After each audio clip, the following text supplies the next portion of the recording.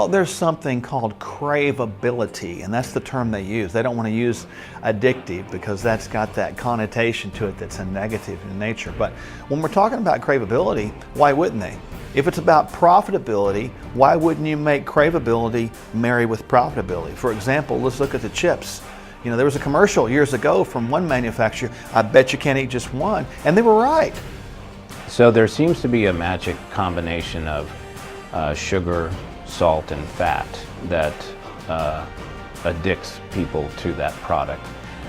There's a very exact science behind it, and they even know to what degree it'll stimulate what part of the brain that will keep you coming back over and over again. And they're very good at sneaking that in there, all the while telling you that their food is healthy, natural, preservative-free, or what have you. And we're eating it up. There was a whole book about it, about the bliss point, you know, about creating food that has just the right concoction of sweetness and saltiness and fattiness to actually become addicting. And they did studies on people to actually find that so-called bliss point when people just can't say no. In fact, when they look at the brain and they do these functional MRIs, they find that areas of the brain that light up when people use cocaine actually light up when they eat these same sources of food.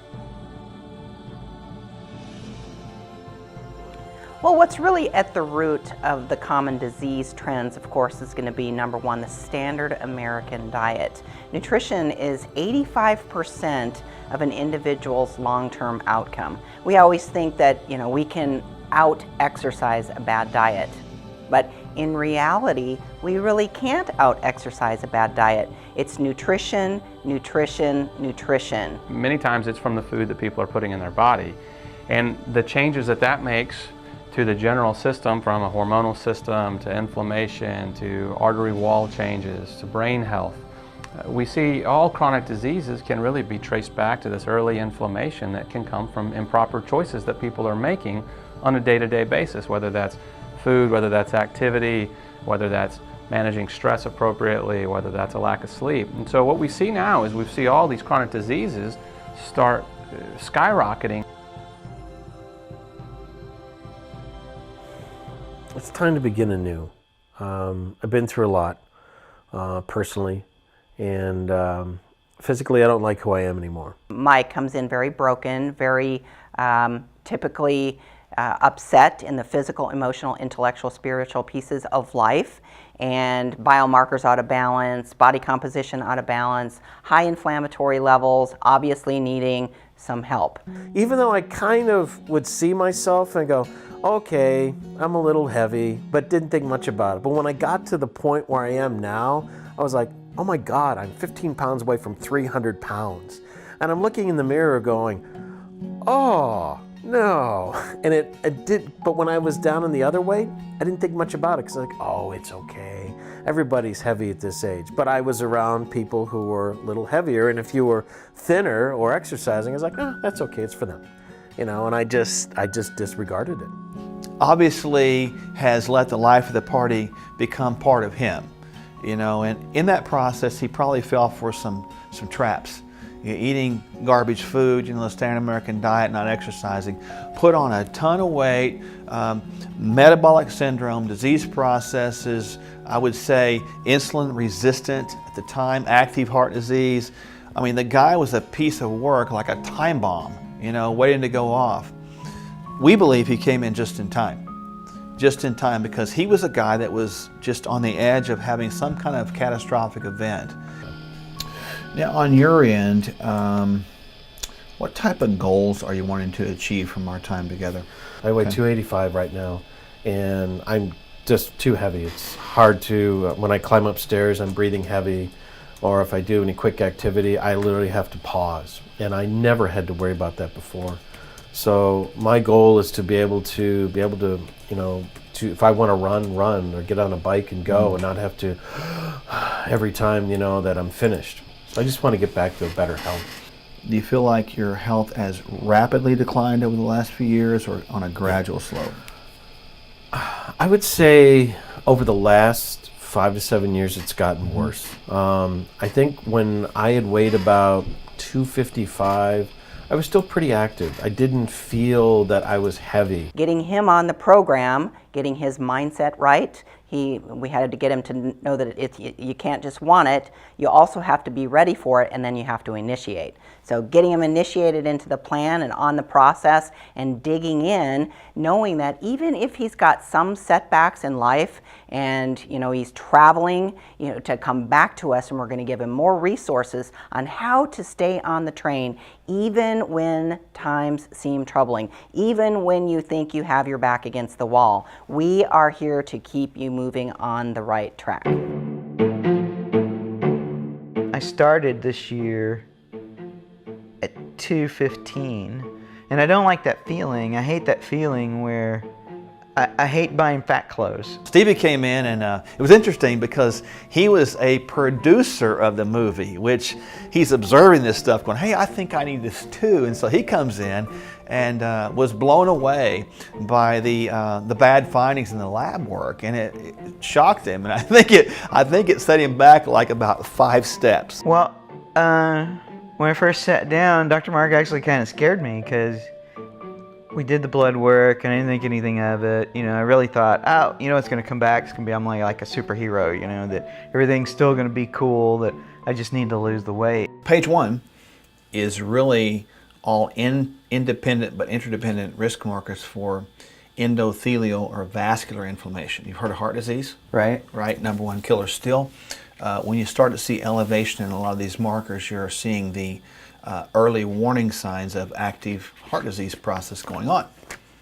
And so you have several red marks there in that first page. So I want to kind of take you through each one of those. That might be all right. Does that make sense? Yeah. Because I don't know what any of that means. LP, PLA. Yeah. He had several disease processes, even more severe, though different than Mike. And they were both going down the same path from different sides of the road, leaving only one destination. That was an event. When he told me that there were plaque building thingy flobbers in there. I still don't know all of the technical medical jargon, but things that were starting to set me up for having heart problems or stroke later in life, or maybe even not that far in the future if I didn't do something about it. He saw that patients were getting better, and he decided that he needed that in his life, came in a little fluffy, if you will, and he decided that he wanted to turn his life from being a plow horse into a racehorse, and went ahead and had all of his biomarkers checked, his body composition checked, and dug in with both feet. I know with Stevie, his family got on board, and that was just very beautiful to see. And so because of that, he had community support, which makes it easier, eliminates the excuses for him, and his success has been drastic. Well, I think that he thinks he won't be as funny because he's not unhealthy anymore, so more heavier. So I think that comedians have a tendency to use their overweightness or whatever deficit they see in their comedy. I know it did, because when I first started doing comedy, I wanted to be like a Seinfeld or a Michael J. Fox persona, and I would wear the jeans and the tennis shoes and some kind of sports coat, and I was trim, and it seemed to be harder to connect or get people to relate to me. But then as my comedy evolved and I got married and I started having kids, and part of it was the relatability about that, and then I started wearing baseball jerseys on stage as I got heavier, and the top 10, 20 best comics, none of us are good looking, none of them are really that good looking, and they're probably going to hate me for saying that, but it's true, and a lot of comics are overweight. My wife, anytime my boys do anything wrong, it's my fault. Yeah? Steve, come talk to your boys! The other day, the middle two were peeing out the back window. Steve, come talk to your boys! What the hell am I going to tell them that she couldn't have said, So, I showed them how to go for distance.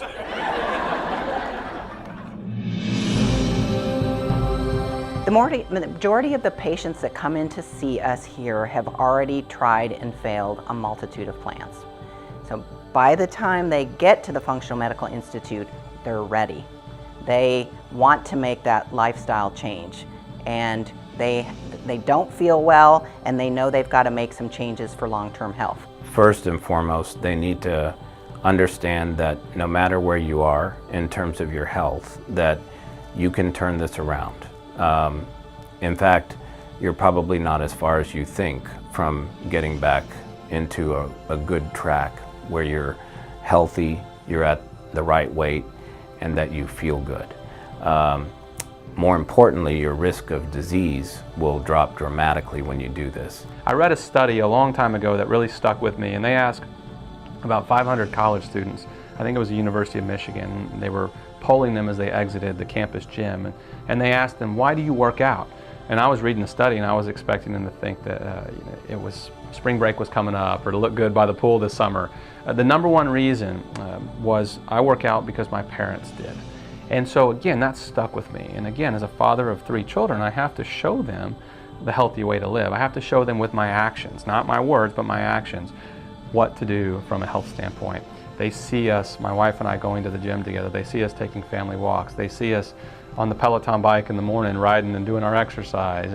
And they take that and they say, well, this is what normal is. Exercising is normal. Eating healthy is normal. You know, going to the fast food and driving through, that's not normal. That's not what's going to get us to where we need to be. We're normal. Why is it abnormal to be healthy?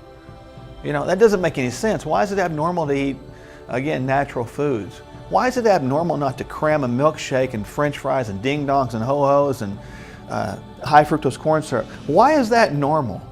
Change is hard. We need change. The political platforms all around the world are running on the concept of change. Great. Well, what the heck is that? We need to make it. Change is not speaking it. Change is getting your feet in there and getting dirty and doing something different. We need something different. And that's why we did this movie, to give people something different to hang on to, so that when we're dead and gone, you know, whatever time we're supposed to go home and see our Maker, this project is still here. And that's the beauty of it. It will be here, and the truth will stand for the test of time. So as long as there's a concept of time, people are going to come back to this concept and they're going to go, you know what? That was right. So I want people to pass this on to their grandkids' kids, and all those people out there that we'll never see and meet, because it's that important. Everybody's got good processes, and they go through this, they're going to get better. They're going to experience that wellness, and their health is really going to return as a side effect of wellness.